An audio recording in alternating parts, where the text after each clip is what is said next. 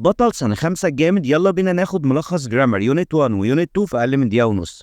لو شفت كان أو كانت أو could أو couldn't، طبعا كان وكانت مضارع، وcould وcouldn't ماضي، أو must أو mustn't أو have to أو has to أو don't have to أو doesn't have to. لو شفت الحاجات الجميلة دي كلها بتحط الفعل في المصدر. يعني خليك عارف الحاجات دي بيجي بعدها مصدر.